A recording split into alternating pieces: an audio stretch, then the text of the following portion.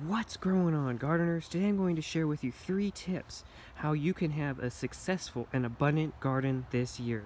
The first tip is journaling. Like I have here, you can journal on anything. Sticky notes, actual notepad, an actual notebook on your iPad, or whatever you might have. Just journal something. It's even just taking notes, such as your first and last frost. That's important because of your plants, what you want to put out. When you can put out your last frost in the spring is one of the most important dates you can have, followed by the first frost in the fall. Also, write down some learning mistakes. If you're just getting started, I encourage you to watch this video up here on why 2024 is the best time to get started and how to go about planning your garden.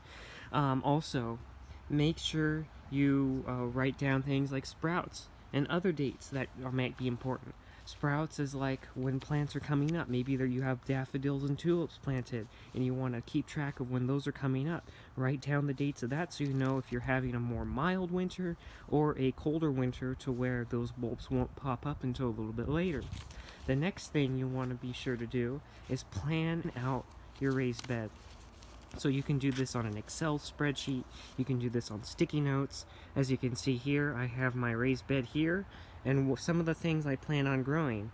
Like I have this divided into basically 15 different sections. This is an 18 square foot bed, so I'm basically practicing square foot gardening here. If you want me to make a video on that, go ahead and leave a comment. But just write down some of the things you are planning on growing. Maybe like kale, lettuce, carrots, tomatoes, and so on. Just plan out your garden. That will save you a lot of time come when you want to get seeds and so on. You're not scrambling around. Also, the third thing you want to do, what do you want?